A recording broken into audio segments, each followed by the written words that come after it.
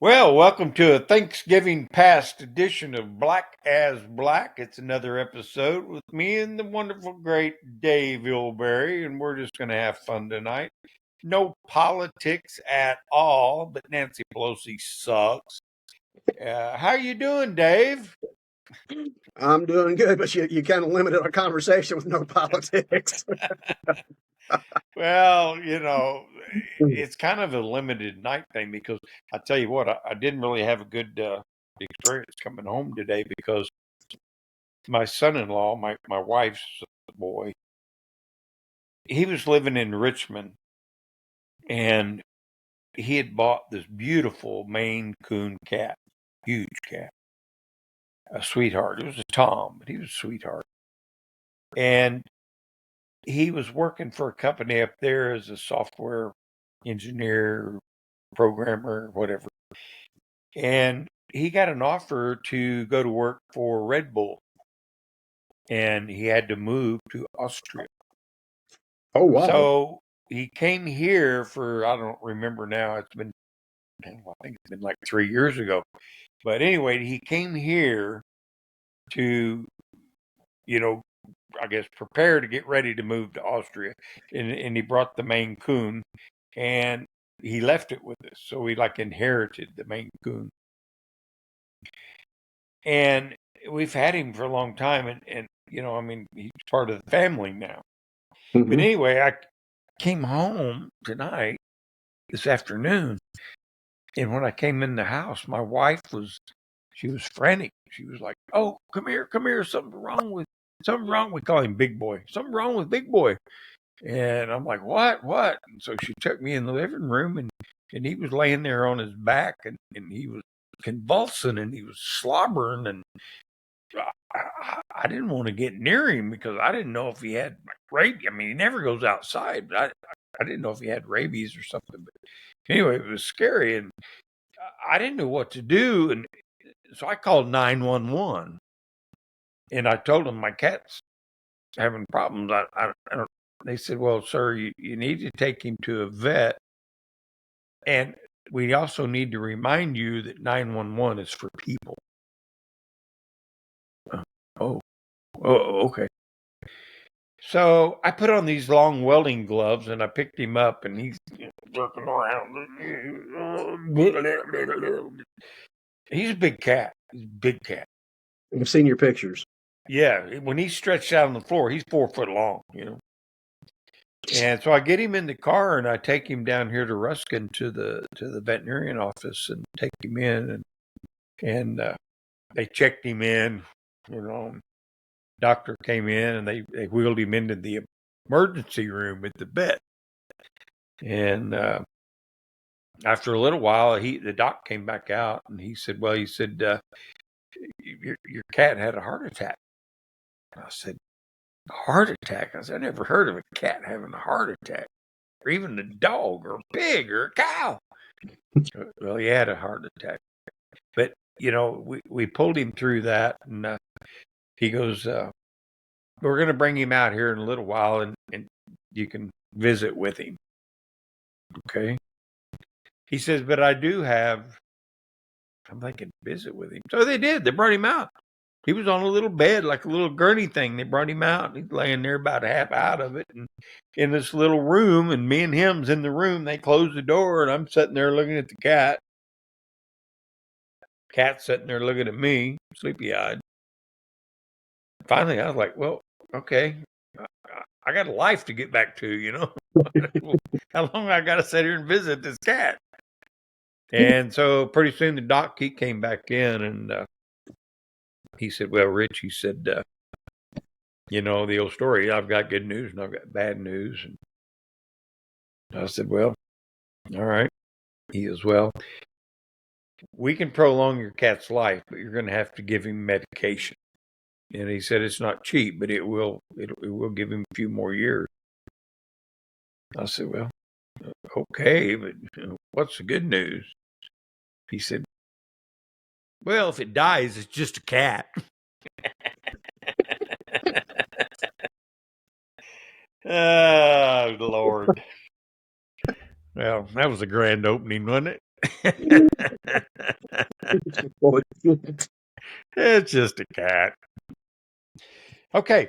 Have you ever been snorkeling, I have actually, yeah. scuba diving? Never. I'm not a swimmer, but I have snorkeled. But just because in the saltwater, you can. It's easy. You can actually do it even if you can't swim. But no, I've never been scuba diving. Always wanted to. Well, you can do the same thing, scuba diving. You can float like a egg in a saltwater bath. Yeah, I just never had the opportunity or the training. Right, right. Well, I didn't either. The first time I ever did any scuba diving was I grew up in Orlando and just a few houses away from a lake, and one of the kids down the street they had the equipment, and so they're like, "Hey, you want to go scuba diving?" I'm like, "Oh yeah, yeah, yeah." So man, I strapped all that stuff on. Well, I didn't know anything about checking the gauges or anything like that. Right. I put on the weight belt, and all that kind of stuff, and a regulator in my mouth, and I go swimming out away from the shore. I goes out, and then I'm like, okay, I got on the flippers, all that, and so I decided to dive down and like follow the contour of the lake. And I get down there, I could tell I'm down there pretty deep because I could feel the pressure on my ears. Felt like my Hmm. head was going to cave in. And all of a sudden, I was like, I can't get no air. Well, then I began to learn what the gauges were, and it was on zero. Oh shit. So now I'm way out in the lake. I'm in 20 foot of water, or a long ways from shore.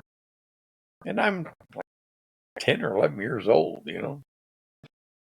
And so I, I come up, and I had the sensibility about me to go, okay, you're on the surface, get a big lungful of air, kick paddle as hard as you can, get another lungful of air, and I made it back to shore.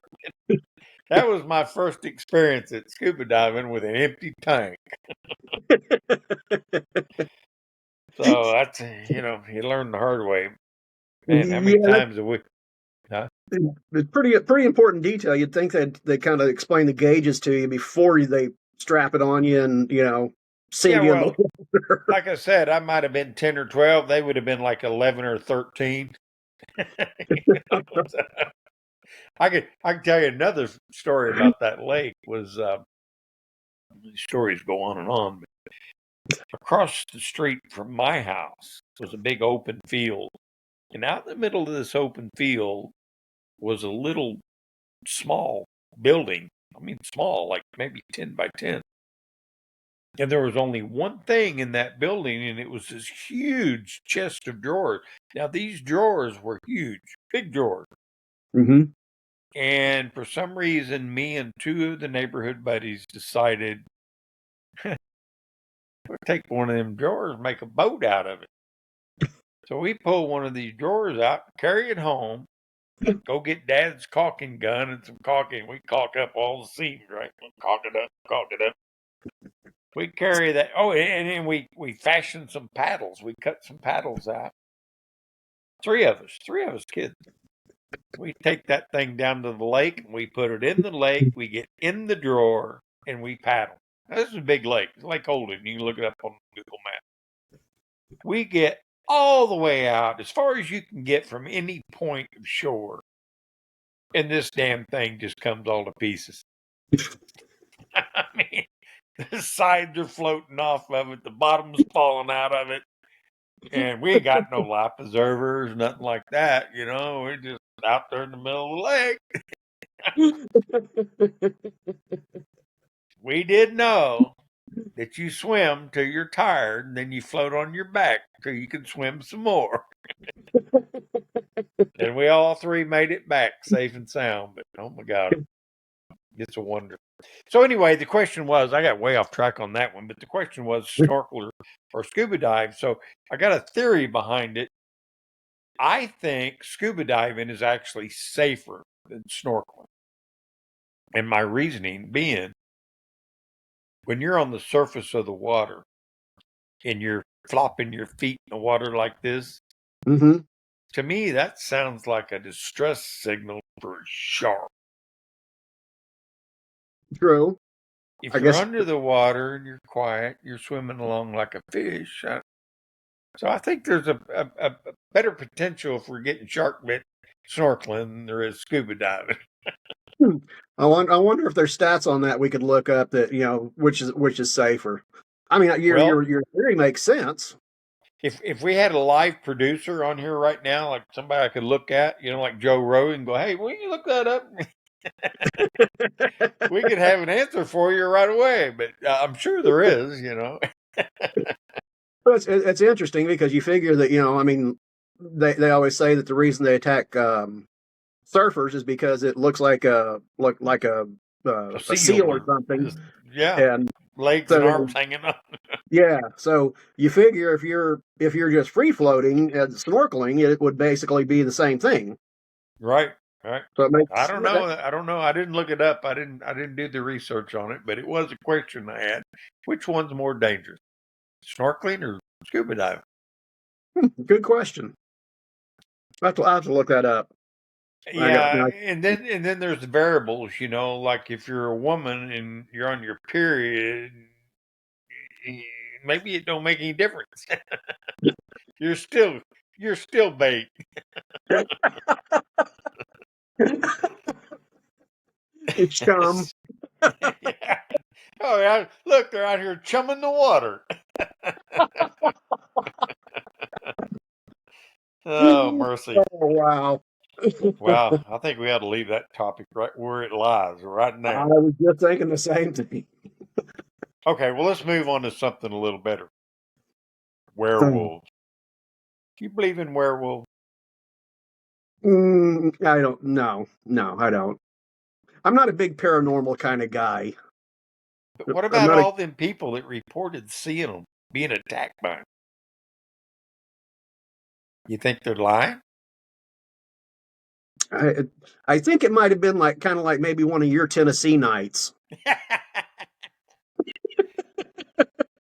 that wasn't alcohol. That was I ate too many shrimp. I'm That eating was a an lot of allergic. shrimp. I've That never, that. I've never had that reaction to shrimp. I don't think it was the shrimp as much as it was the cocktail sauce. I had an overabundant. A good Yeah, cocktail sauce no, will twist me off, man. It twists me off. that was a good Oh time. Lord. No, no, I'm not. I'm not a big believer in Bigfoot, and just you know, I mean, we've got extremely blurry pictures from hundreds They're of all feet blurry. away. They're all blurry. Yeah, exactly, and very no sightings since I don't even know when that picture was taken. No clear sightings, so it's alleged sightings. Um, so now I'm not. No, I've been in some creepy ass places. Never seen a ghost. Never heard. I've heard some strange shit, but that can be written off to anything. So Anything, yeah. Yeah. yeah, the Well, whole let's werewolf see. thing. And I mean, if you're going to believe in werewolves, you might as well believe in vampires and zombies. So, on that subject, do you or have you ever heard of the old hag? Yeah, I was married to her. Oh, me too. Same lady? Okay, so you're from Mount Vernon area, right? Hmm. Do you remember if you left Mount Vernon and you were headed towards Opdyke, it used to be 460, Route 460. I think they changed it to 142 or something. And Yeah, 142. yeah. Anyway, as you left town, you went out there far enough, you passed on your right hand side, you would pass the entrance to General Tire. And at this Hmm. particular time, it was just under construction. This back in the 70s, late 70s, yeah, late 70s. But after you pass that, you would start to go around a curve to your right, and there was a road that turned to your left. There was a road that turned to your right that was actually, I think it was called Wood Glen Drive or something. It came out on 37. Yeah. Remember that road? Yeah. Okay, Traveled a lot. at this time, we lived out on Lynchburg Road, which was Hmm. further on down. One night, we were going over to my aunt and uncle's house, who was on Brownsville Road, and we always cut through that road to get to Brownsville Road, Right. over that way. If you remember, you come down that road and there's a 90-degree turn about halfway between where you get in the road before Hmm. you hit 37. It was dark, had the car headlights on. Dad was driving. I was in the front seat. Mom and my little brother and sister were in the back for whatever reason. But as we were going around that curve, all of a sudden, Dad just let off the gas and gasped. And I looked, and sitting on the side of the road like a gypsy was the old hag. I mean, I can't explain it any other way. Old, wrinkled, snarly, had a towel or something over her head. And he just went on around the curve, and none of us said anything. But that image will never leave my mind. And I don't know if it was a real person, if it was a figment of my imagination. Dad saw it. He reacted. I don't know. But I've heard these stories about the old hag, and I think I seen her. Huh. I That's don't know if I've ever heard that one. I traveled that road a lot because whenever I was working for that company that I used to work for, that's where I started with them. Was out there at Continental, and I traveled that road a lot, right. going to the back gate to Continental. Yeah, they opened the back gate over here. Yeah. But you know that curve I'm talking about. Yes. Yeah. Oh yeah. Matter of fact, you went around that curve and there was a house or two before you got to the railroad tracks. Yep. And I had a flat. This was way before that gate was there. General Tire was way off in the distance. Uh, I had a flat tire, and I went to this house and I knocked on the door and asked them if I could use the phone. And they were the older man and old lady is like, "Oh yeah, well sure, come on in." So I come in. I go through the front door. I'm in the living room, and over here in the corner of the living room, I look, and the TV antenna tower that used to be on the roof with the guy wires, you remember? Hmm. Had fell through the roof into the living room, and they just patched up around it, and he had cut plywood and made shelves. Wow. I guess he patched the roof up around it where it wouldn't leak. I don't know. I didn't see the roof, but I did see the antenna. Oh wow. Yeah, I had little trinkets sitting on the shelves, Make the best of a bad situation. Oh, that would be an interesting feature of the home, I Yeah, guess. right. And by the way, over here we have an authentic antenna tower shelving unit that we installed in the last storm. Our shelf unit gets 4 channels. You're right. Right. Oh my lord. Uh, Okay. Well, Elon Musk. Elon Musk. He wants to see us colonize Mars. Uh, well, would you want I'm to glad you be? led. Yeah. Go ahead. I'm sorry. All right. Go ahead. I was Interject. gonna say, I'm glad you led into that one because I was actually going to make the point that I have a tendency to believe more in UFOs and stuff than I would like the paranormal. Right. And I say Right. that because one day, whenever Joe and I were kids, my brother Joe, we grew up out on Drivers Road out in Woodlawn, I know exactly and where that's at. yeah, and you go over Out the there by railroad the Big track. Muddy. Yeah. You go over the railroad tracks around that real sharp curve on the other side, and then around that next curve, and we just lived on just around that next curve. So No, anyway, I got you. we were walking down the driveway. We had probably a maybe about 100-foot driveway, if even maybe not quite that. But anyway, we're walking down there, and it's broad daylight, bright, beautiful day. And it was weird because both of us looked up in the sky at the same time, and there was just a bright light. But it wasn't like it wasn't like dusk and anything like that. It wasn't like a Right, star. daylight. Yeah, I mean, Yep. literally the middle of the day. So anyway, we're looking up there at it, and we watch it, and it starts. We can see it like it looks like it's slowly moving. So I thought maybe, I don't know. I mean, hell, we didn't know much about satellites or anything like that, So we're sitting there watching it, and I swear to God, Rich, it was the craziest thing because this thing, like I said, it was just barely moving, and then it just like in the blink of an eye it shot off across the sky. Right. Still to this day, we don't know what it is, but we Don't both know what it remember the was same damn thing. and can't explain it. Can't No, Well, so I'll tell you my story about the UFO thing. Infinite access was in play, and it was 1999. Party like it. 1999. We were home. Peg went to bed like at 10 o'clock. mhm. I was watching the New Year come in on TV, New York, whatever, and I fell asleep before midnight. Right. But I was on the couch and I was awakened by fireworks, gunshots, people honking, yelling, oh, look, it's almost midnight. So I get up and I walk out on the back deck and I'm facing south. And you can hear all the celebration going on everywhere. Y2K was the thing, remember?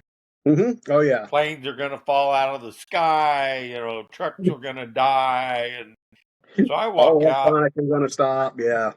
Yep. So I walk out and I'm thinking about this and I'm looking up like, there any plane? It's a clear night, man. It's, middle of winter. Right. Clear night, not a cloud in the sky. All the stars were out.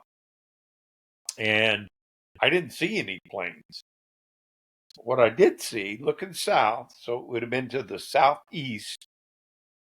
The only way I can explain this is if you've ever been sitting in your car when a raindrop ran down your windshield and you look through it, you can see it distort, like Yeah. magnifies stuff.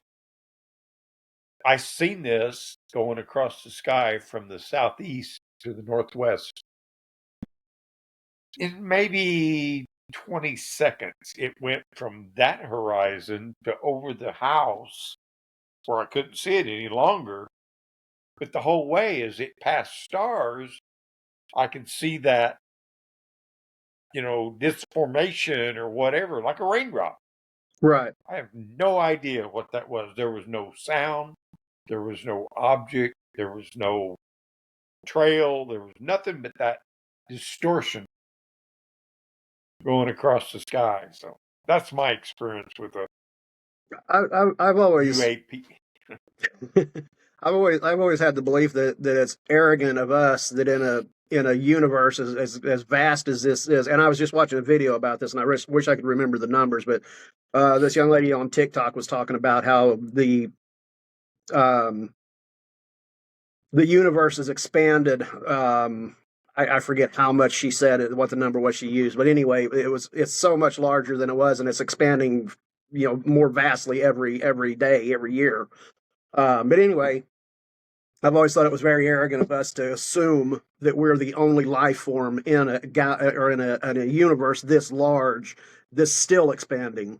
Right. So I don't know. I would have I don't think it's the predator thing or anything like that. But as far as the colonizing Mars, I wish we would just fix our own planet before we go fuck up another one. Exactly. Well, look what we've done to the moon. We've already left junk cars and all kinds of trash up there already. I mean, what do? We go trash, big trash, big trash. Crazy stuff. Crazy stuff. Exactly. But then you got to ask yourself, was it really the moon or was it New Mexico? Yeah. Well, there's one way to prove that. Let's go back to the moon and say, "Oh, look, here it is." There you Sitting go. right, kind of dusty, but there it is. Yeah, that whole thing there, the whole conspiracy on that, that one, I don't even have an opinion on it, to be honest with you. The only thing that I can say is that they always use the flag as the metric for that. That well, that flag, it wouldn't be waving if it was if it was if it was on the moon because there's no wind.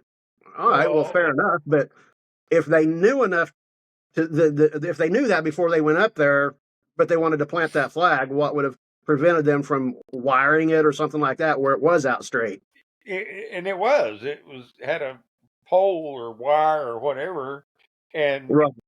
no wind, but still, when you set something in motion with no friction, it's going to keep moving. Right. And then there was the one like, well, who took his Armstrong picture when he stepped off the module? That'd be the camera they had mounted on the selfie arm outside the. I put the people that believe that is a conspiracy in the same group with the ones that think it's a flat Earth. Those guys hang out together, I'm sure. Yeah, they're doing those same mushrooms we talked about earlier. Speaking of mushrooms, I hate to change the subject, but did you know that all mushrooms on this planet are edible, but some only once?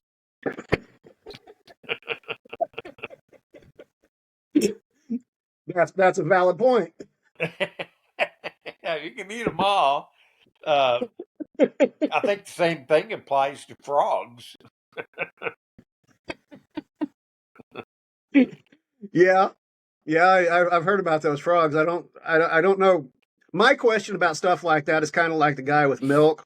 How'd that first guy find out that you could lick that frog? Or get why high was he licking a or frog? die. Homer Simpson. Remember Homer? All the colored lights was going on. Oh, Lordy. It's like the cow thing. It's like, who looked at that cow and thought, huh, I bet if I pulled on that thing hard enough, I could get a glass of milk out of there. Yeah. Probably the same guy that cracked open an oyster and said, "Oh, look at that snotty looking thing. I bet that's good." Oh, yeah. That might have been a woman. I'm not even going to go any further than that. I'm going to leave it right there. Yeah, I'll let that one lie right there. Because right now we're going to move on to the difference between the planet. You remember Planet of the Apes? Remember the movies, I Planet do. of the Apes? So I was thinking like, okay, we're humans, we're superior to the apes and the primates, but I mean, think about it. Look how we're fucking up the planet, we're fucking up the world, and here we have all this at our disposal, these nuclear weapons, and what if chimps were the ones in charge and they had those nuclear weapons? How do you think which would be better, us or them? I don't know. Going back to your previous statement, that we're smarter than chimps or we're superior to chimps, but are we really? No, I don't know. That's the question. We have, because we can wear clothes and stuff. Are we really superior to chimps? With what I'm seeing lately in the world, I'm starting to wonder about that. If those chimps inside them zoos looking at us like, "Are you fucking kidding me? What you people are stupid." If they're sitting there, like, you ever seen the movie Zookeeper?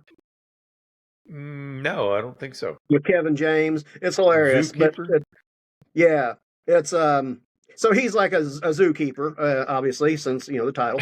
But the animals in there can talk. Like one of the voices are Sylvester Stallone. I forget who Frank else. Azaria? Yeah. But it's funny because you get Nick Nolte plays the voice of an ape in there. But it's funny because I actually do wonder if these animals can have rational thoughts like that. If they're like in their own way, they're thinking these people are fucked up. They Yeah, are this fucked up. stupid motherfuckers right there. I That was what mean, brought the question up is like, really are, maybe they've got, I mean, look, they're not doing lawfare on each other. no, They're, they're not, doing bad press. I mean, they're just kind of getting along, they have their little squabbles here and there, but other than that, they kind of existed for all these years without a coup or, so, one of my favorite things about animals is this. Whenever there's a whenever they're trying to they're trying to establish dominance, the most dominant male the in the alpha. territory, yeah, the alpha male, he and the other one that's trying to assert their dominance over him, they fight it out one on one to the death sometimes, or till one of Yeah, them's basically banished from the herd. right. But Americans, but people, I mean, we send everybody else but the leaders. Yeah, yeah, and that's what we should do. We should send if we got a beef with Russia, we should put Putin and Trump in the ring and have what's his name from the UFC be like the coach and Exactly. Dana what's his name White. Dana, yeah, Dana. Have him in there as the referee and let him just slug it out and best man wins. Okay, well, you lose Korea. We beat your ass, so get the fuck out. Well, I'll tell you what, if that had happened 30 years ago, I'm making Mike Tyson the president for a day. Exactly. That's what it said. We'd have a whole new reason to elect people. We're gonna need Muhammad Ali, Mike Tyson. Foreman, Yeah. power.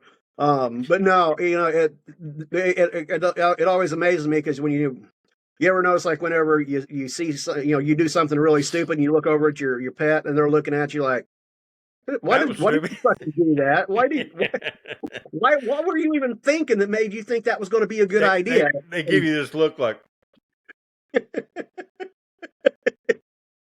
It's kind of like when you fart and they cock their head. yeah. Speaking of farting, I was late. I got this tomcat, not the big one, but the smaller one is a little tuxedo cat, and he waits for me in the bed every night. Man, he can't wait for me to come and get in bed, and so I can't even get in bed and get covered up, and he's like crawling over the top of me, getting over here to cuddle up, And if I don't if it's cold and I keep my arms under there, he'll get up and he'll walk up and he'll bump me in the nose, and he's like trying to get my attention. But the other night he's walking around and he goes down about by my knees and stuff, and so I kind of turn over on my side. And he's come walking up, man, and gets by my ass, and I go. he he does one of those cat jump. He launched himself sideways about 3 feet.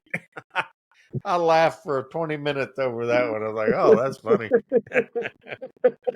Wish I'd had that on a video. So, okay, enough of the humorous shit we've been talking about all night. We've already covered the UFO, VAP, and SAPW. What the fuck? Now, speaking of that, though, I mean, really, the government's starting to admit, like, something going on out there. I can't wait. I can't wait. I hope Trump just rips the fucking Band-Aid off everything. The Kennedy assassination, the UFOs, anything that's been kept under wraps. Just rip the Band-Aids off and say, hey, American people, here's the truth. He said numerous times that he's going to he's going to release a lot of things that we should have known about a long time ago. The Kennedy files are one of them. I want to know more about Benghazi. Yep. I want to know more about those fucking 33,000 emails. Yep. I just want the truth about all this bullshit that's been going on, and I want to see the real documentation on J6 if there is any. Right. Well, you have seen some of the video footage that was released that we got a hold of. Sorry, Showed people, obeying the velvet ropes, walking through calmly. Yeah. The Capitol Police. Remember the one where they brought this guy in? He's handcuffed, and they turn him around, they unhandcuff him, he knuckle bumps him, and Yeah. what is that? What is that? Which is You know, exactly what I want to know. What the hell is all that? What is going on that I think it was a setup. how in the hell could they have tried him after for insurrection after those tapes were released? That's what I said. Here we go, right into politics big time. But them damn Democrats, they have thought out that damn term insurrectionist. Hold on a minute. There's been no one charged with insurrection. No one found guilty of insurrection. So what the hell are they yelling about? It's like, rape, you're a rapist. Well, I never even touched that girl. No, you're a rapist. Okay. There was it was a Democrat lawyer the other day that was talking about all the felony status of President Trump, and he made the comment that everybody's calling him a felon, but he's technically not a felon because you're not a felon until you're sentenced as such. Right. And I made that comment on somebody's post because they were talking about, well, he's a felon, yada, yada, yada. And same old song and fucking dance that Democrats always sing and dance. Yep. But I said, I made that comment and I said it was it was an attorney. And this girl comes on there and she's like, says something to the effect of, just because some random attorney, says that doesn't mean it's true. And I'm like, what the fuck are you, a waitress? You're put your own opinion above somebody who studied law for years and practiced law for years, because this guy was in his 50s at least, if not 60s, that was saying this, and he's been a big government lawyer for a long time. So I'm like, you guys you actually just literally believe what you want to believe. Not facts has nothing to do with it for them. No, it's insane. They've been lied to for so long. They wanted to believe it because, it was against Trump. Mm-hmm. And they've soaked this in like a sponge. And they can't come to grips with the fact that, maybe we were wrong. I mean, think about this. Trump. He's been impeached twice. He's got 94 felonies against him. Mm-hmm. He's been shot in the head, 2 assassination attempts, and he won overwhelmingly in this election. Sounds to me like the American people have awoken. Oh, absolutely. And see the mainstream lying ass media, and for the most part, I mean, there's still those out there. I have friends that still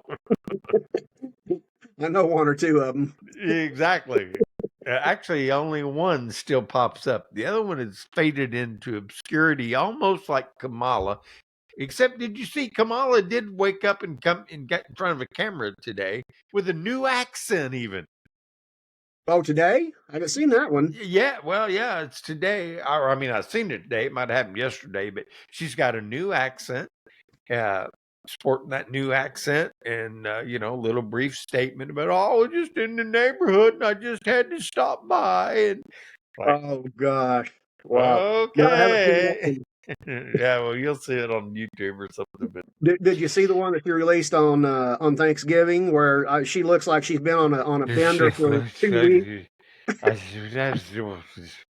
just wanted to let you know, we didn't win, but we're gonna win. We just keep fighting. We're still in the fight. We're We're still in the still fight, in Rich. we're not knocked out yet. The fuck she Yeah. ate. Does she honestly think that anybody's going to donate to her again after spending over $1.5 billion in And 3 months and and being and in and, debt? and Trump had way less money and had reservoir money left over when he won.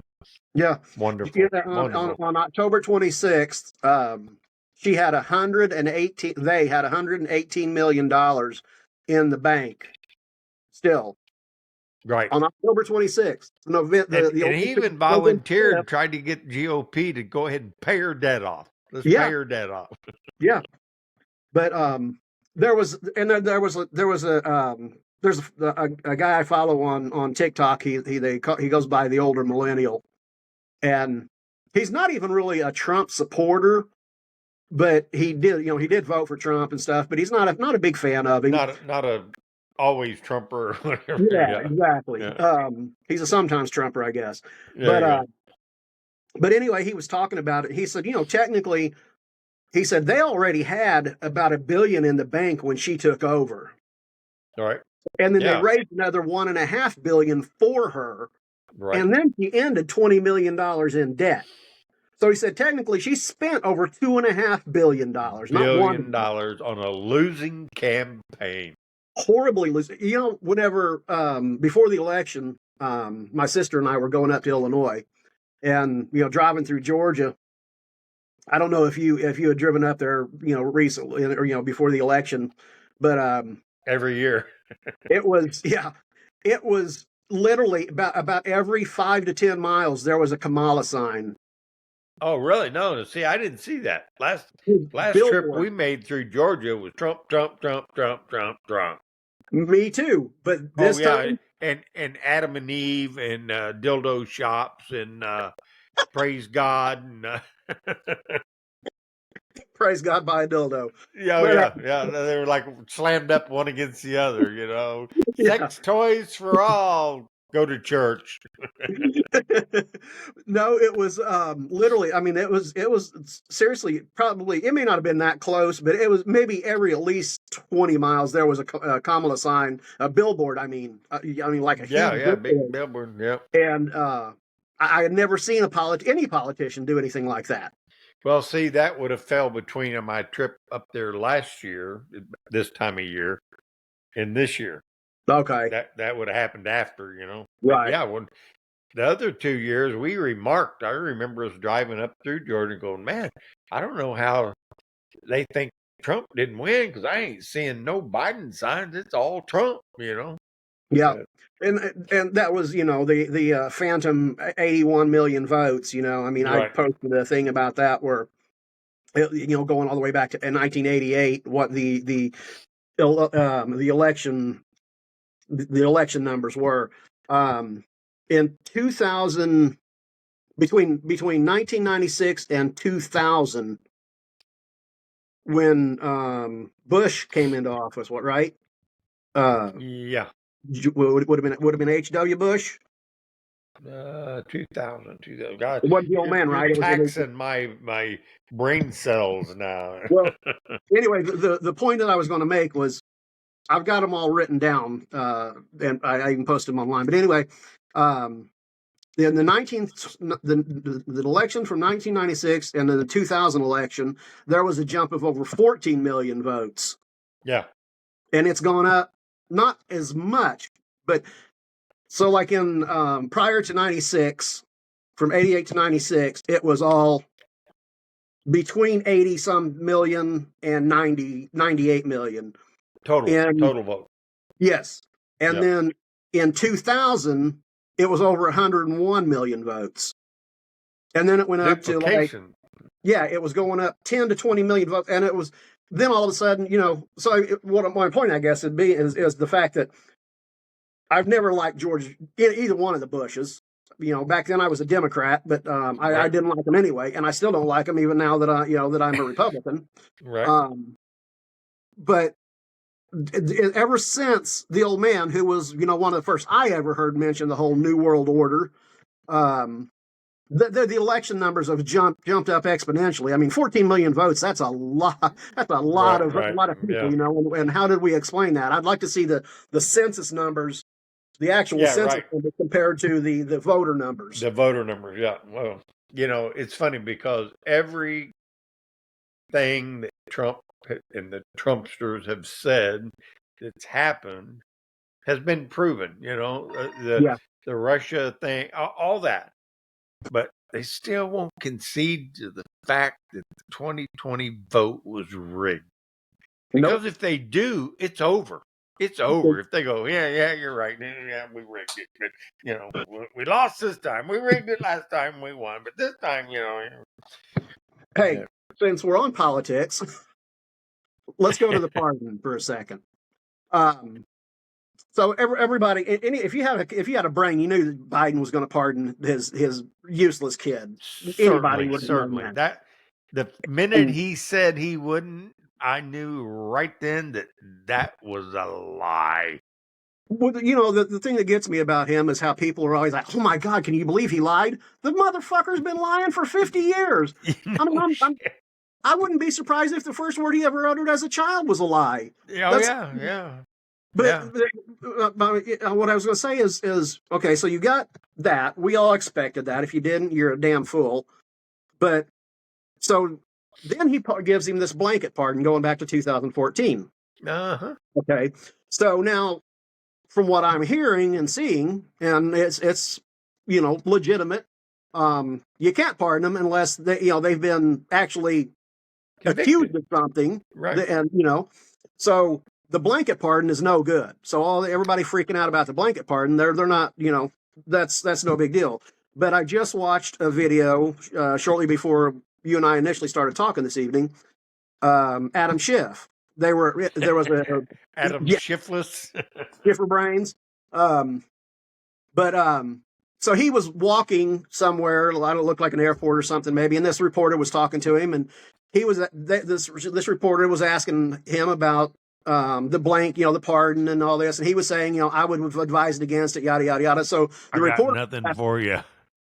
Yeah, exactly. I got nothing for you. He said he didn't agree with it, which I was surprised. Right.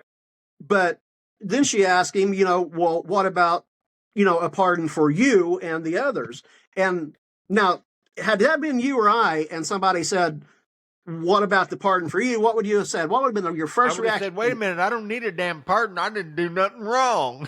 Exactly. But you know what his response was? Well, we've been communicating with the White House, and we just feel that a blanket pardon is not the way to go on this. Yeah. But well, why are you asking me? I don't need a pardon. I didn't do anything wrong. Before we get into the cooking part of our show, the interesting thing about the Hunter Biden pardon is the fact that he has given up all claims to the Fifth Amendment.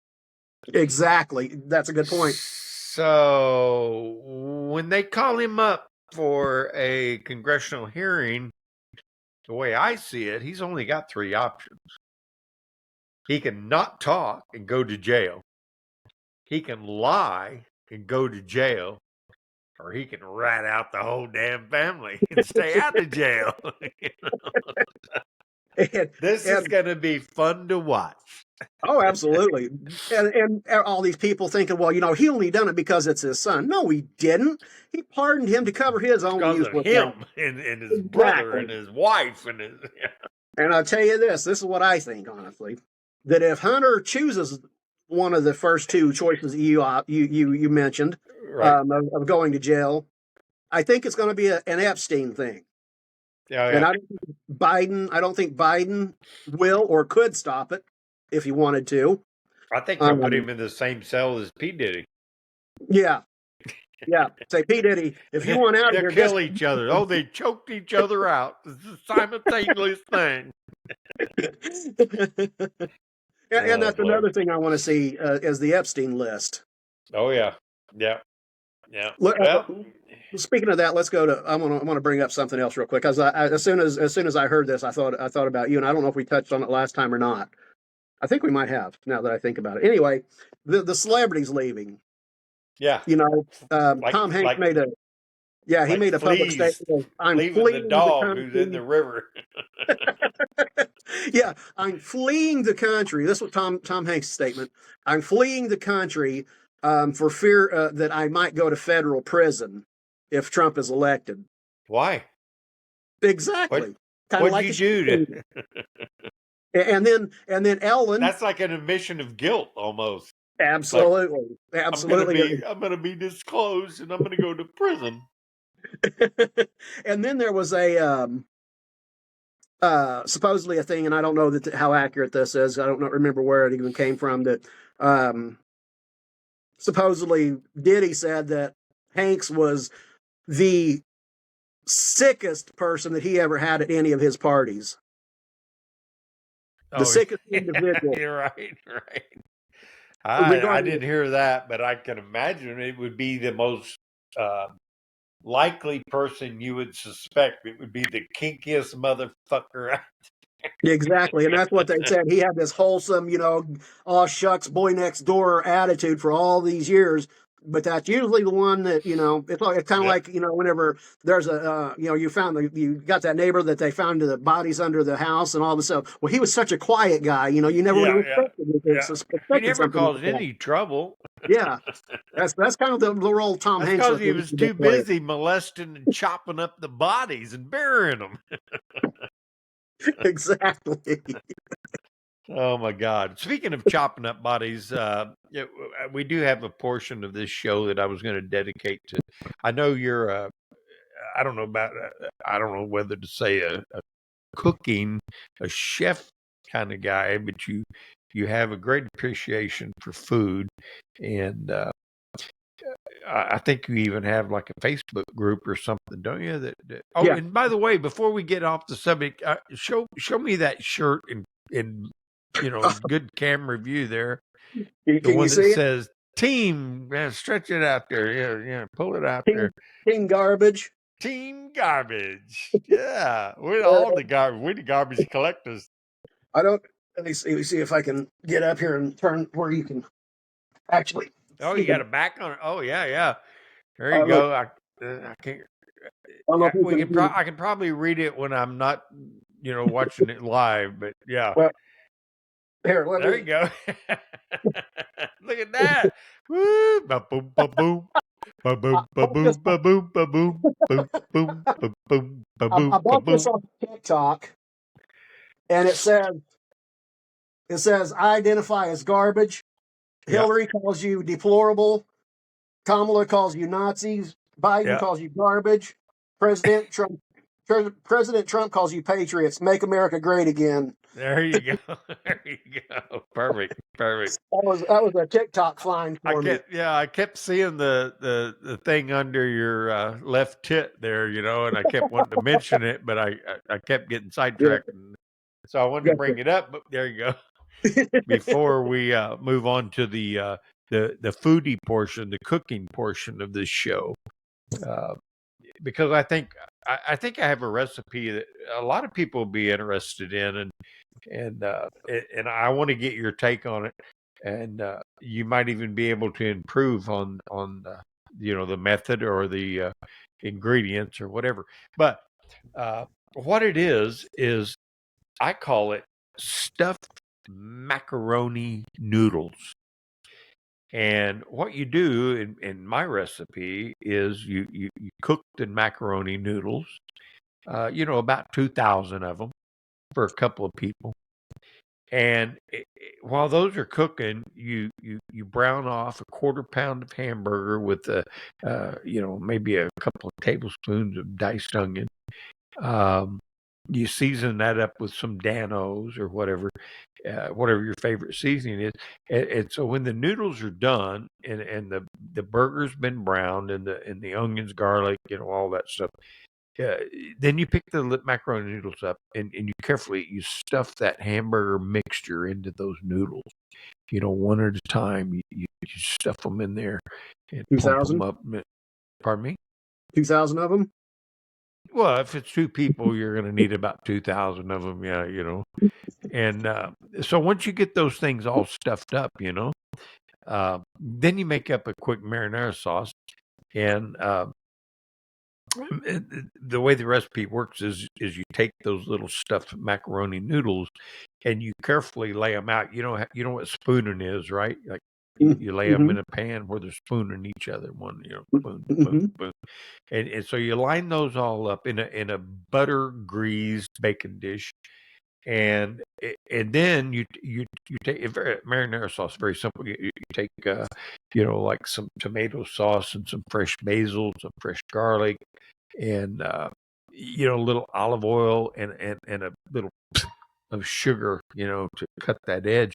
And you heat it up just so that the flavors can blend and everything. But so once you got all those stuffed macaroni noodles in the bottom of your greased bacon dish, then you carefully spoon some of that uh, marinara sauce over the top of it, and just cover those things with that.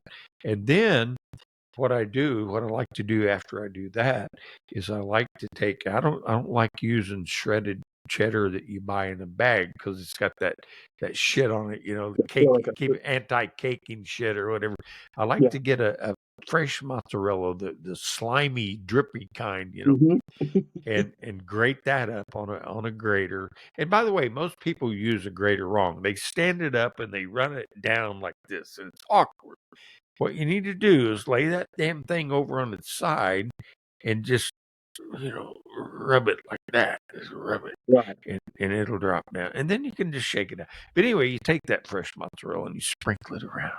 Sprinkle it all over the top of that marinara sauce. And then this is where it gets really good. Then you buy those little rounds of pepperoni in a bag, and Mm-hmm. and you take those and you take your chef knife and you cut them up a little bit, just kind of chop them up a little smaller, and you sprinkle that all around on the top of that mozzarella cheese. And then when you're done with all that, you take that whole damn thing just like it is. Because remember, the hamburger's already cooked, macaroni's already cooked. And you just eat the fuck out of it right then. Just start shoveling it in, man. You just spent way too much time making it. It's time to eat.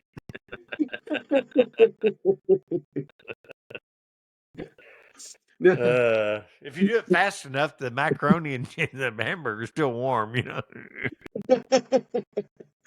I'm just thinking that the stuff in the macaronis, the little elbow macaronis, that's gonna be pretty time consuming. That's what I'm saying. You're gonna be ready to eat when you get them 2,000 macaronis stuffed and covered with the shit. You're gonna be ready to eat. What about like a penne pasta as opposed to the elbow macaroni, where they're a little bit fatter, a little bit easier to stuff? Well, that would work, but most people have macaroni elbow brownie shit in their pantry, and they don't have penne. And I mean, you could get those, what do they call it, manicotti shells or whatever. Yeah, You can pack a whole burger in there. Pack it right in. Now, if I'm going to put that cheese on top and those pepperonis and stuff, which I would instead of, because I've chopped up the pepperoni like you're talking about, right? But I would buy like the little mini pepperoni. Yeah, the ones that curl up. Yeah. Sprinkle those on there. But now I would have to throw that thing under the broiler for just a couple of minutes. Let that cheese get nice and gooey and brown just a little bit. Let those pepperonis a little crispy. I can tell you've never stuffed 2,000 macaroni. No, I have not. And I won't. I guarantee you'll start right after lunch and you won't be done till dinner time. I don't have the patience for that. I'd be like, I'm eating. Right. I'm just becoming goulash right now. Right. Hey, so, by the way, what do you got on your Christmas wish list?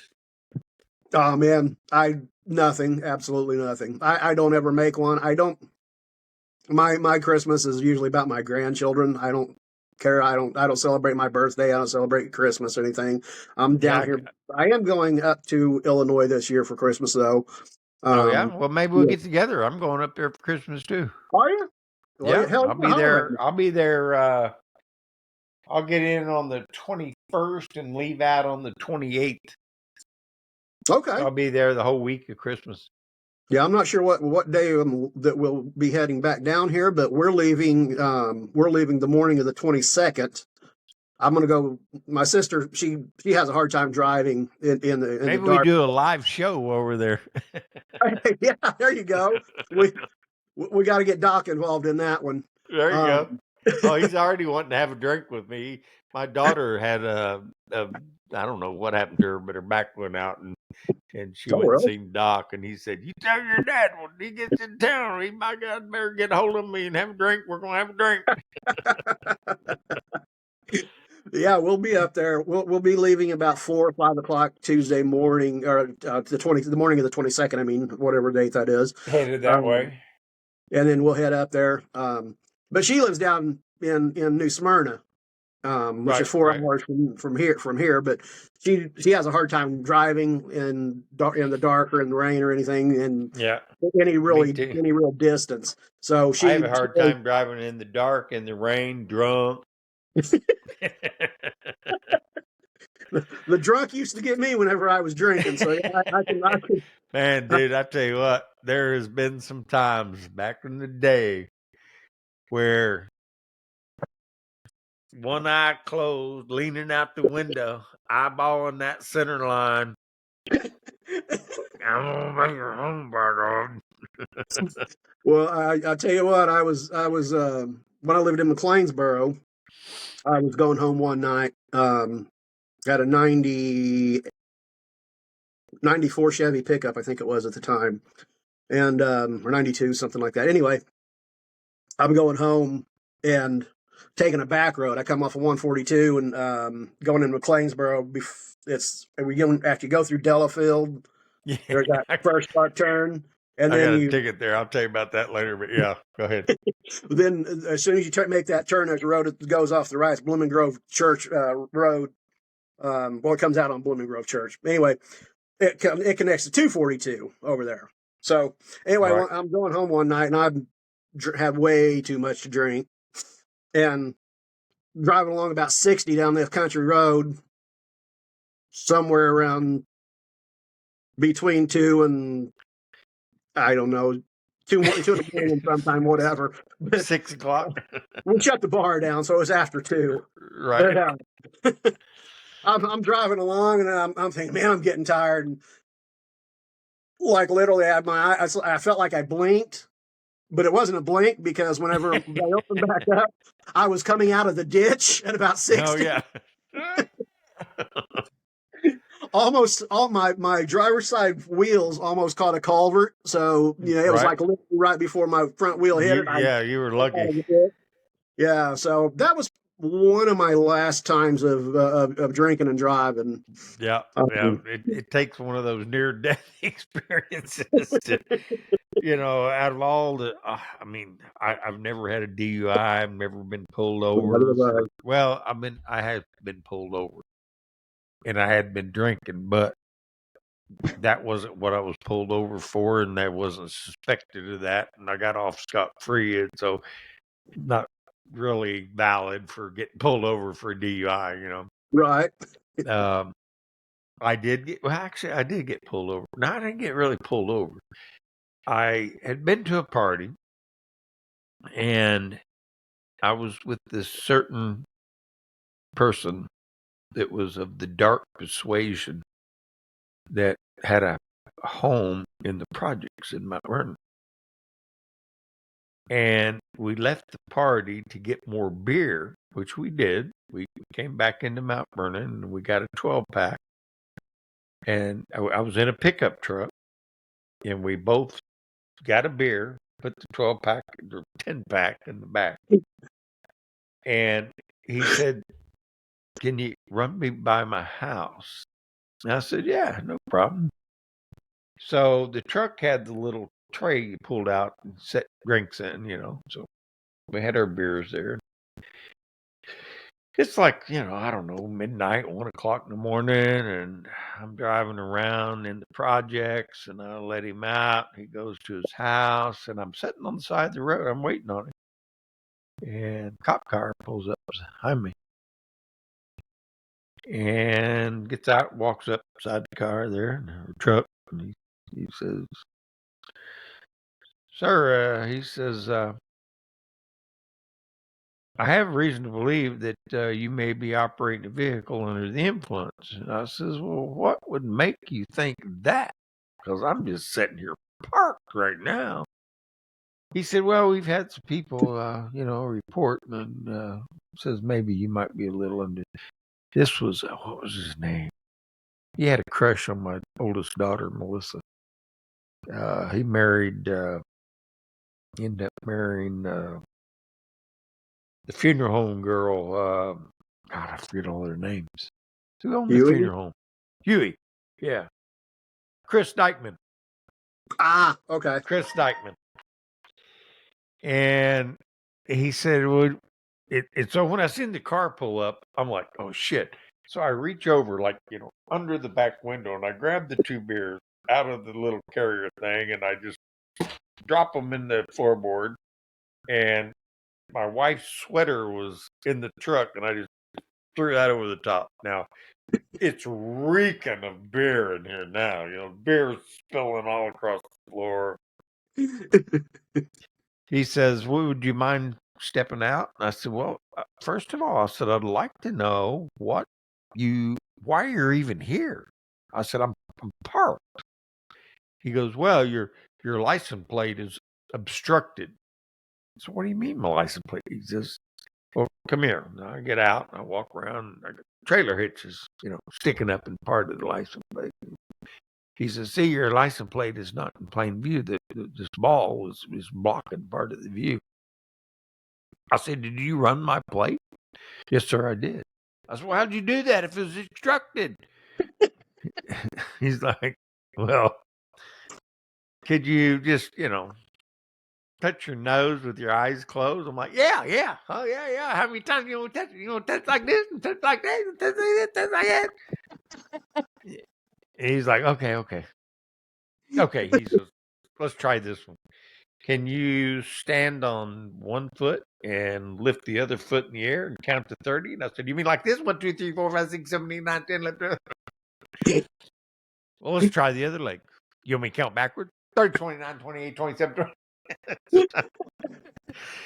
Went through this whole thing, and finally he goes, okay. Look, I can smell alcohol. I know you've been drinking, but you seem to be okay. But he goes, I do see, and this is illegal, but he goes, I do see that you have beer in the back of your truck here. Would you mind if I confiscated that? I'm like, well, yeah, I kind of wouldn't mind, but on the other hand, I probably don't need to be drinking no more. I'm like, no, Mr. Dykeman. I said, you can take that. I said, but just promise me one thing.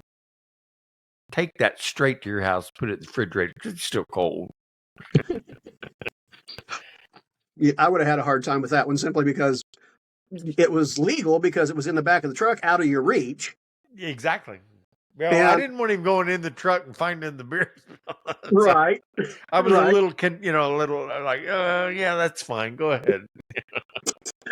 I actually had, I don't know if you know John Bannister, Art Bannister, Marcia Bannister, no, old Double J days. Art Bannister. He was in my truck and somebody else, I can't remember who else. But anyway, we went down to Bowler Jacks. Remember where Bowler Jacks was? Mm-hmm. Yep. Let this person out to go in and buy meat. We were going to barbecue. We were going to cook on the grill or something. So they get out and they go in. And so I'm just like circling the block, going around the block, waiting for him to come out. Well, I remember going by this house and these young girls were out in the front yard. And what I didn't know is when we went by, Art apparently gave them one of these. Oh, God. So now I'm got the guy, whoever it was, in my truck. I can't remember now, but we were ready to go back out in the country to where we were going to cook. And I get pulled over by Brian freaking Steele. Oh, God. Right down by the project on 10th Street. Pulled over. And he comes up and Art gets out and walks off. And I'm asking, like, why am I pulled over?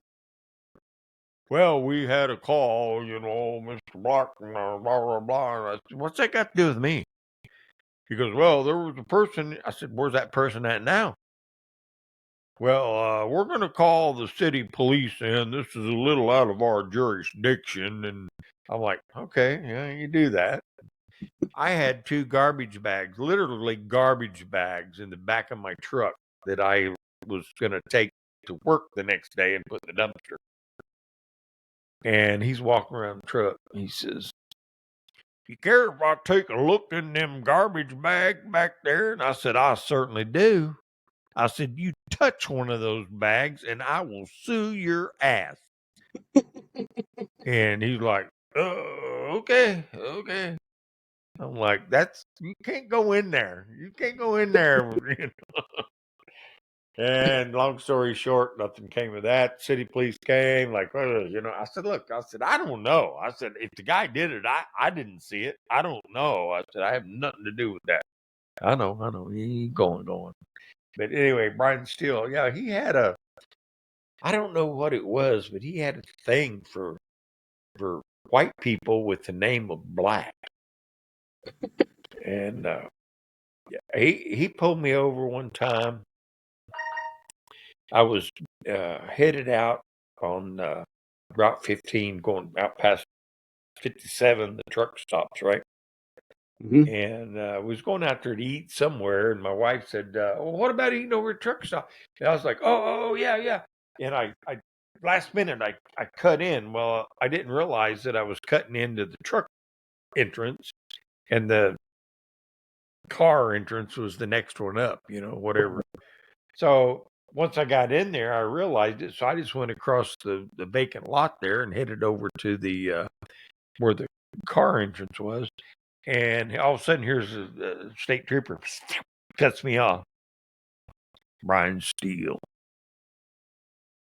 He comes up. He says, I need to see your driver's license and your registration. I said, well, here's my driver's license. But I said, I got a question about the registration. I said, I got it right here. But I said, right here on the bottom of it, right here. And I'm holding it in my hand like this. I said, right here. You see what it says right there?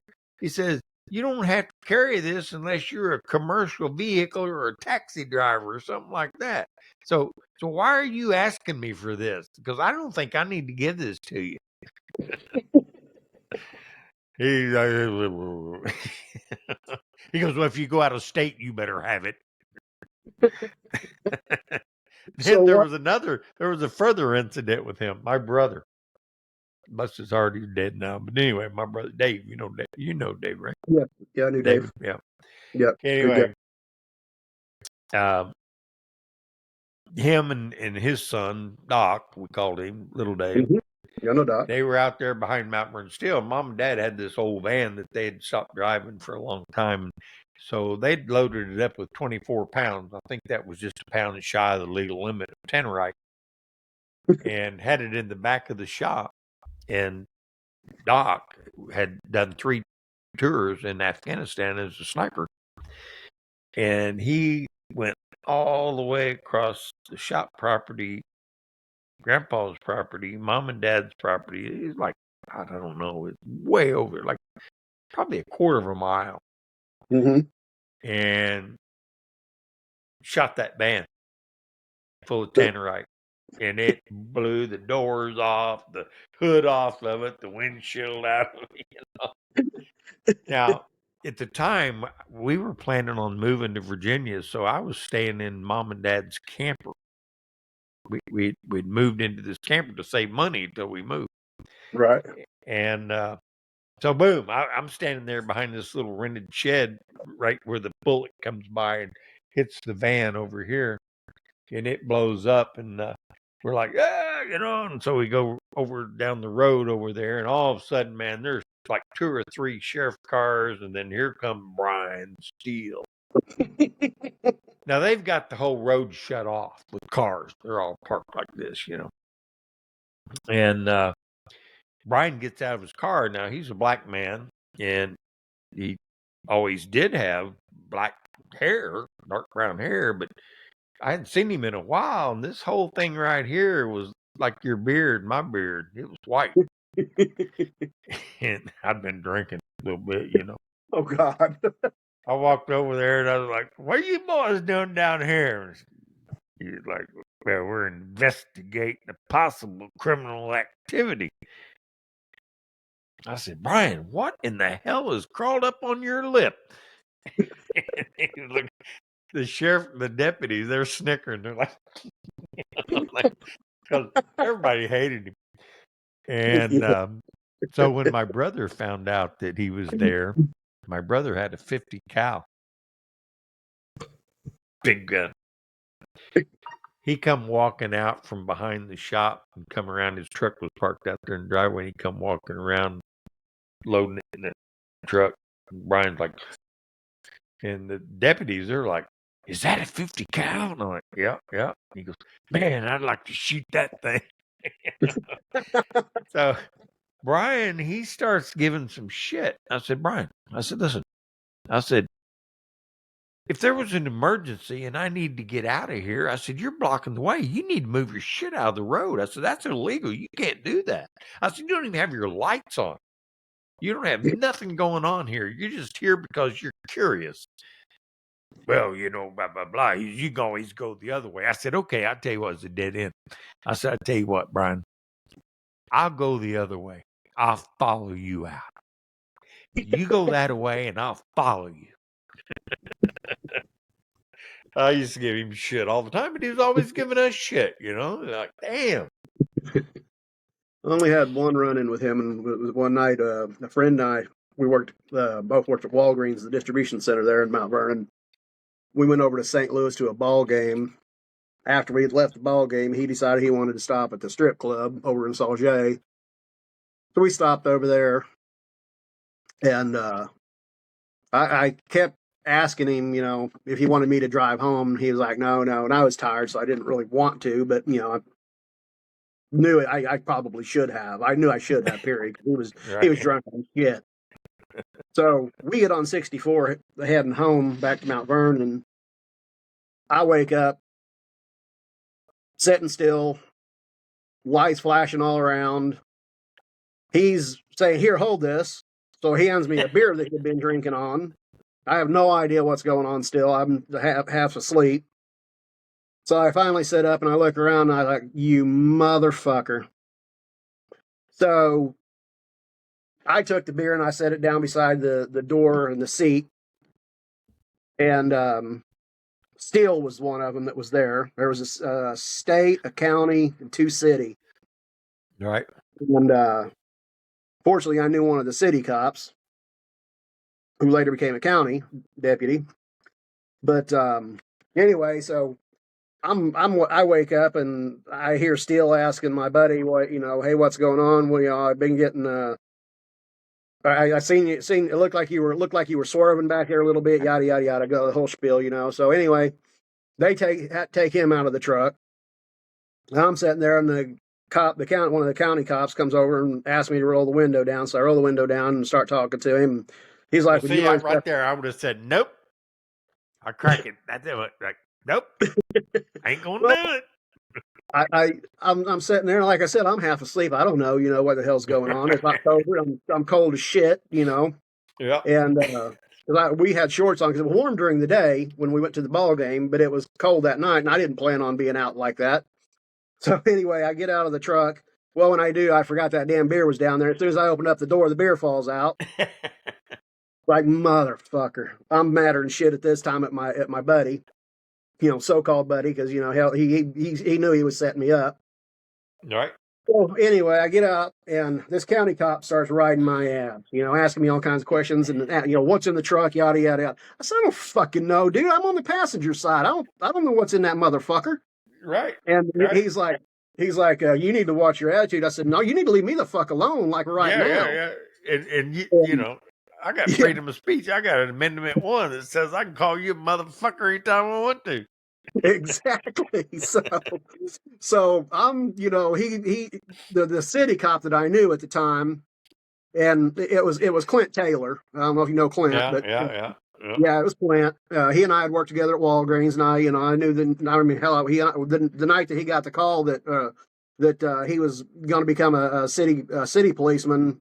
He and I were sitting there having lunch together. So Right. anyway, uh, Clint's like, steps in and he's like, hey, he said, I know the guy, he's cool, and he said, if there's nothing, he said, if he says there's nothing in there, I said, I didn't say that there's nothing in there, Clint. I said, I don't know what's in there. That's not my truck. Right. It's his fucking truck. And Yeah. Clint tells I'm just me, a well, we've been getting, passenger here. yeah. Clint tells me, he's like, we've been getting reports on this truck swerving back and forth and doing 45 on the interstate and yada, yada, yada. He said, for quite some time. He said, we've been looking for it and we just happen to find it right now. I said, he said, are you drunk? And I said, no, I ain't drunk. I said, I had a couple of beers today. I said, I haven't had anything to drink in probably 6 hours.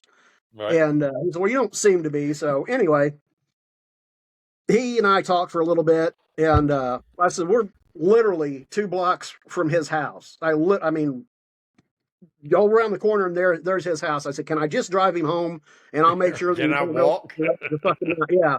Well, that's what they ended up making me do. But they ended up taking him to jail because he was drunk, towed his vehicle. I said, well, can I just drive it back to the house? They said, no, it's evidence. We got to have it. So I said, fuck it. And Clint was like, he said, Dave, he said, if you want to take off, man, go ahead. So I took off and walked around the corner and like drove off and waved at him as I went by, flipped the one cop off. And, Right. I don't know if he even saw me because, like I said, it was. They love it when you give them that, Yeah, and they can't Cops do shit love about it it. when It's you protected under give them freedom that of right speech. there. They love that. No, they love it. Yeah, and there's not shit that they can do about it. They say, well, it's an obscene gesture. That's against law. Nope, it's protected under the freedom of speech, First Amendment. Looked it up already. Look it up, you dumbass. But anyway, Clint was cool. He helped me out because I did get a illegal trans ticket out of it, and that was on Friday. And on Monday when I saw a boy at work, because I had to go to a mutual friend's house and get some bail money for him. So I went and got his bail money and got him out. And whenever I saw it, I made them get him out. I told him, if I see him, I'm going to beat the shit out of him. And so Monday, I saw him at work, and as soon as he pulled up to me, I slapped that ticket on there. I said, "You're paying that motherfucker." I said, "I'm not, piece of shit." And that's pretty much the last time we ever had any interaction outside of work. Pissed me off. Well, ain't no friend of mine. No.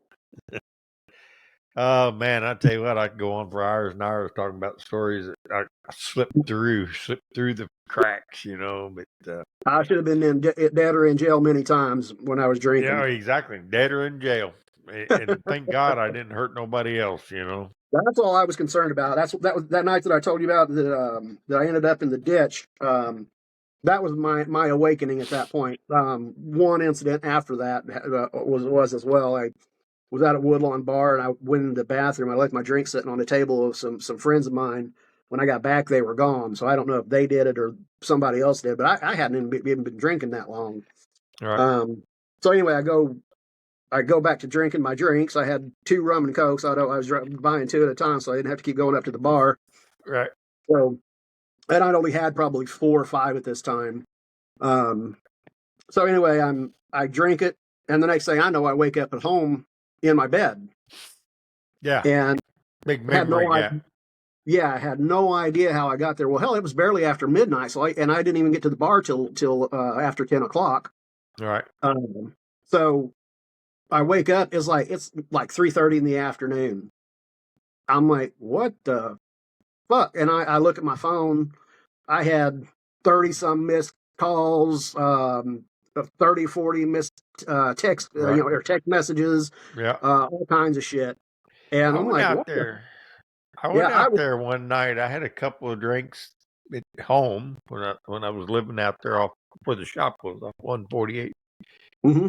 And Peg said she didn't want to go. I said, well, I'm going to go because there's a band playing out there I wanted to hear. And I said, well, I'm going to go. And so I jumped in the truck, went through the back way, and went out there. And I think I had like 2 drinks. And I'm sitting there with the band's playing, but their wives, and I knew everybody, and I'm sitting there with them, and man, all of a sudden, shit just. I'm like, oh shit, I'm drunk. I need to leave. That's what when I referred to leaning out the window, like that's the way I was driving down 15 till I hit Wells Bypass to get back. Mm-hmm. I mean, it was like, what the hell? And I made it back without an incident, but I guarantee you it wasn't them 2 or 3 drinks I had out there. Somebody dosing them with something because I got, Exactly. Well, I think yeah, that's what happened when I went to the bathroom because when I called my buddy that I'd been out there with, and we were celebrating another friend's birthday, and these guys have been friends of mine my entire life. One of them, both of them, a couple of my best friends. Anyway, right, they said, dude, I don't know what the fuck happened. Said you were sitting there stone sober, and he said it was like somebody flipped a switch, and you couldn't sit up on the bar stool. You were couldn't slurring your talk. words. Yeah, and he said then you almost fought us because we were trying to take your keys from you. Right. So whenever I woke up the next day, I still fully dressed, same clothes I had on. I still had my boots on, everything in my pockets, everything. So I started making some phone calls, and people said they were kept pounding on my front door, trying to wake me up, all kinds of shit. That was the last time I got drunk and drove. Right. Because I could have killed somebody and not even known it. Not Uh, even knowing it. Yep. I Yeah. didn't care about myself. I wasn't worried about myself. I was worried about No, somebody. yeah, it's the innocence, Yeah, that have a yeah, guts. And yeah, that's been shit. yeah, yeah. 10, 10, We 10, all 12 years ago. get lucky and we make it past those days, and now we're older, and we look to our children and like, man, oh, they don't do that shit. If I'm fortunately out of 3, I only have one that way worse than me. I mean, ugh. I got 2 boys, and they done all their stupid shit whenever they were younger. Nothing real dumb, but dumb enough that they got their asses. They didn't get any legal trouble. Right. No, neither one of them been to jail or anything, prison, anything like that. But Well, just unfortunately, mine did 10 years for manslaughter, DUI yeah, manslaughter. yeah, Didn't learn his lesson. I hoped he would, but I mean, he never hurt anybody after that, but he never right. learned his lesson. Now he's living out in California, and he's got kids all over the place. He's got 2 granddaughters, or I got 2 granddaughters here, 2 different baby mamas. Mm-hmm. And now he's out in California, and he's with another girl, and he's got 2 kids out there. And, they just, I don't know, they just never grow up. Never, I don't know. I don't get it. I don't get it. I don't even know what to say about it. It's just like, Yeah. damn, we don't get along. We do. We did. We have these patches where he wants to be, friendly. Mm-hmm. And boy, all it takes is say one little word crosswise to him, and he doesn't become a Black. He becomes a Johnson, which is his other grandparent who were Mm-hmm. out there. Yeah, yeah. And so when he gets there, I just go, oh, wow. You got a way more Johnson blood in you than you do Black blood. And boy, that's it. Like, boom, done. You're dead to me. And then, you go 2 years without a word. Again, And then, what am I, a fucking cat? I got 9 lives. I keep being dead to you. Jesus. yeah, and then he comes back, and you're like, okay, let's make up. Let's get it all behind us. And so you go for another 2 years and everything's fine. Yeah. And then in a conversation one night, you say something wrong. Boom, boom, bang, bang, and I've had that happen to the extended amount of time that after the last incident, I really don't care if Right. we do it. I don't want to do it again. I don't want to go through that over, it's like a roller coaster ride. Yeah. I'm done with it. I I tell mean, I you, hate to say that, but I'm done with it. no, I understand. I do. I understand for sure. Yep. But back in 2001, I was in a motorcycle wreck that almost killed me, and ever since then, I've kind of looked at life a little bit differently, and especially when it comes to my kids, I never let my kids leave with us being angry at each other, or at least without saying, I love you, I love you. I'll Yep. talk to you later. I never hang up, never send a text message that I don't say I love you, Yep. whatever. Never know when it's going to be the last time. Absolutely, I've been hit twice on my bike, so that's why I don't ride anymore. Yeah, I But don't either. I don't want to test that theory. Third time's a charm. But me and my boys have a really good, a fantastic relationship now. That's great. That's great. My youngest one actually, he works for a international paper, and they have several facilities down here. He's talking about transferring down here after he visited over Thanksgiving. He really likes it down here. So, um, yeah, I'm hoping he does. I'm trying to talk him into it. But yeah, Right. Right. well, I think you might have met Noah when he worked for us at Initech. He worked with me on second shift. That name sounds familiar. Well, y'all go cut through checks a with lot him. I of know that. right. Go. He We ran the Fosty for me, the press brake. I taught him to run both of those, and as well as the Plas table. I had right. him, Right. running I all kind of three of I them. kind of do remember that. I can't put a face to it. You know what I mean? Yeah, But yeah, yeah. Well, yeah. you didn't see him much. I mean, like I said, he didn't come Right. in till Right. 4 o'clock, and we didn't come in till 4 o'clock, so we didn't see y'all out of the office a whole lot. Right. Um, Right. just because the hours we were working. But Yep. he had his little run in where he was riding with the motorcycle clubs, and I'm not a club guy. I don't like motorcycle clubs. Just not Don't wear I, no no, colors. no, I don't believe in that. I've seen these videos where these guys will see a guy who's just wearing Yeah. just a loose vest, and they'll go up and rip it off of him. All right, motherfucker, I'm cutting you from your nuts to your neck. Yeah. I'm gonna cut you. You touch me. Right. Right. I don't Right. give a shit how Yeah. many there are of you. You're going to kill me or something. I'm But just out here riding lone wolf, dude. Lone wolf. exactly. That was me. That was me. I always wanted. I always liked riding by myself because it was. I mean, every time I rode with somebody, they wanted to stop and have a beer, and I didn't drink whenever I rode, or they'd stop and have a cigarette. I'm like, as long as this motherfucker's got gas, I'm rolling. That's what it's made for. So Right. yeah, that was just Man, what I dude. wanted to do. I can I I had a Harley. I got my first one in '79, and by 81, 81, 82, I traded it for that lowrider, and I had it all the way Mhm. till I moved to Virginia, which was 2014, I guess. But I quit riding it because I was working at Inotech then. We were going in at 6, and wintertime, it was dark when I left. It was dark when I went home. And you know how the deer are out there, man. It was Yes, like, dude, I was like, man, I ain't doing it. And so I parked it. So when we got ready to move to Virginia, I was like, you know what? I'm just done with riding. I've been lucky for a long time. right. Never had an interaction with a car, vehicle, pedestrian, or deer. It hurts. And yeah, I was like, okay, I'm done. I sold it. I wouldn't dare ride one down here. No, Traffic no. is so horrific down here. Then Yes. these guys with these little rice burners there. You know what?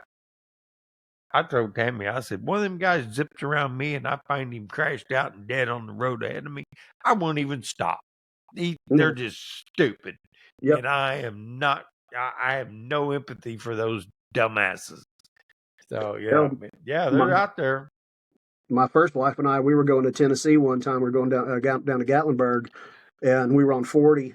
And I looked in my rearview mirror and I see this bike headlight coming up, and he was coming fast. I could tell. And I'm in the process. Hell, we were in the minivan. It was me and my wife and my kids and mother-in-law, I believe, was in there. And I'm giving the van all it's got. It's a damn little Plymouth Voyager with a four-cylinder in it. So I'm trying to get around there to hurry up and let him through.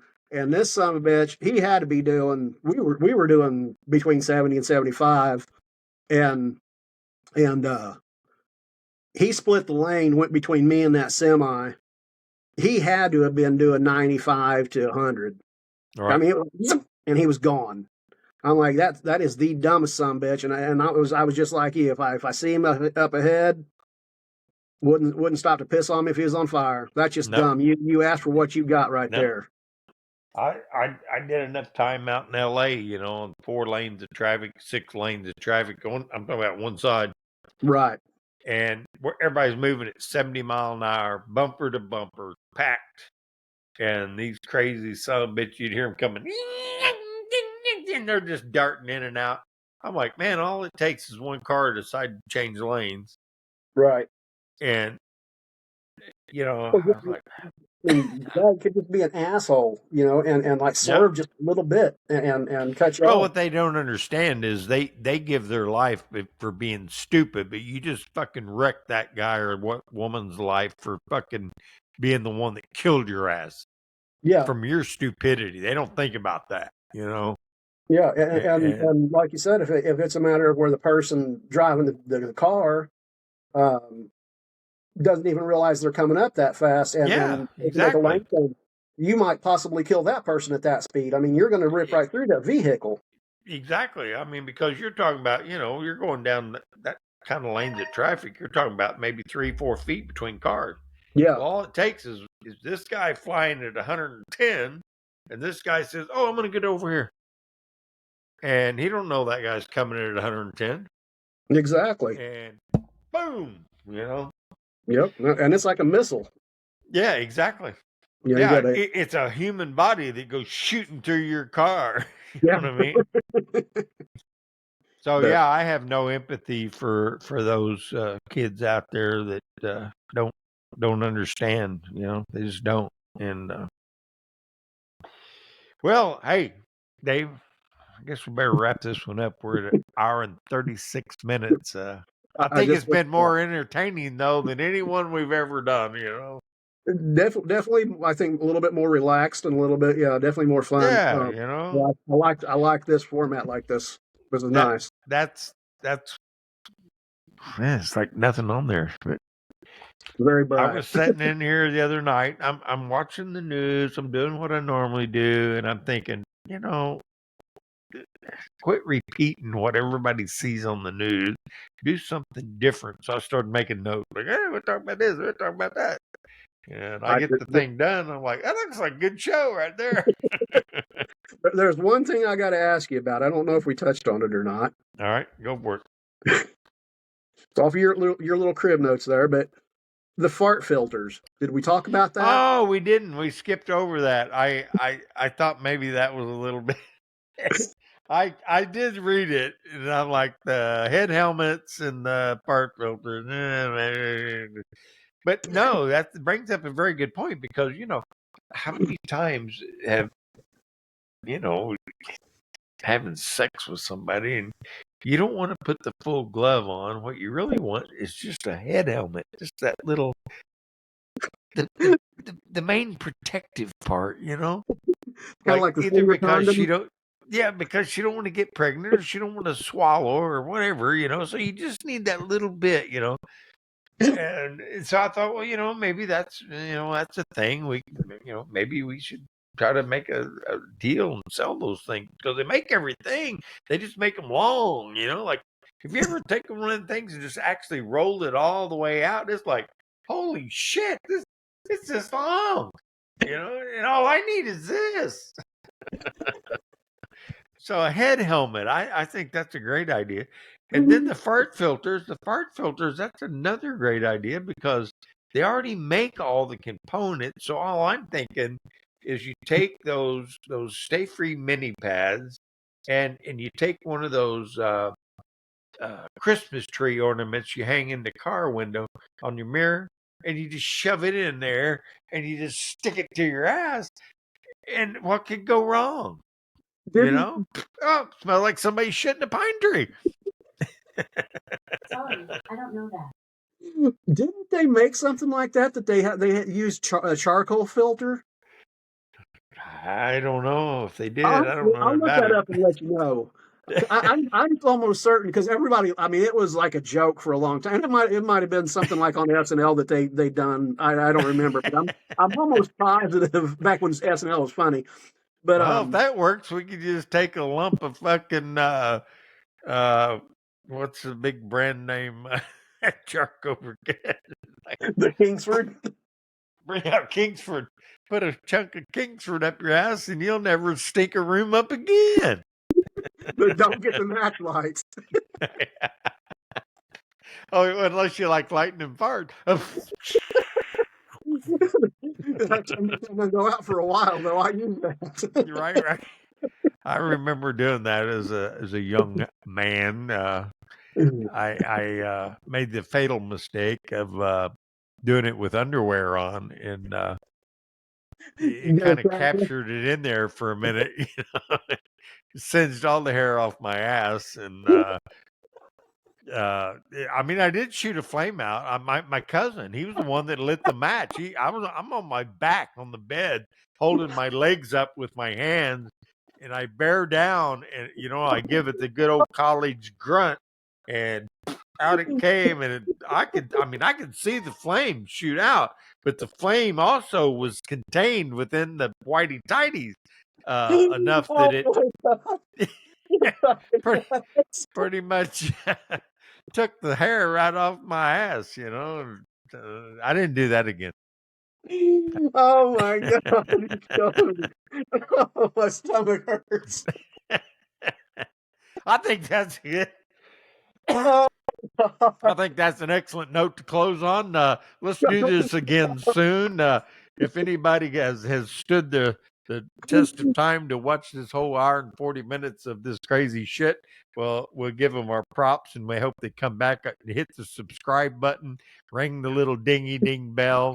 You can find me on the Black is Black channel. Dave Ilbery. We're like that show on what the hell is it?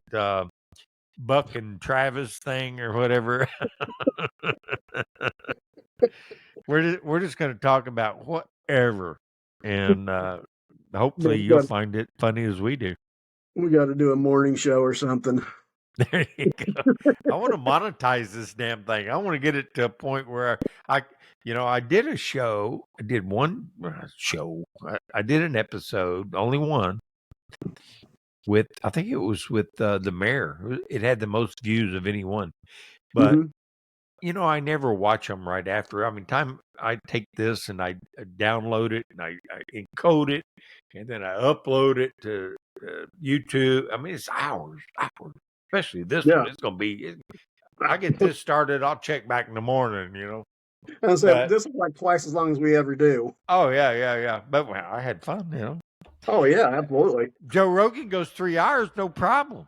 But anyway, my point was, what was my point? Me and my arrow, straight up and that's a land point. That's not what I was. Hell, I have no idea. Oh, so where were we going? Yeah, I have to rewind the tape, figure out where I was at. We'll call this the to be continued episode then. Yeah, to be continued. I don't know. I lost my train of thought. But anyway, it was fun. It was fun. And so the idea is I made crib notes. You make crib notes, and we'll share them before the next show. Sounds good. Adios. Have a great weekend. We'll You see too, you buddy. next time on Black as Black. Hasta la vista. Hasta la vista. I'll be back. Don't threaten me.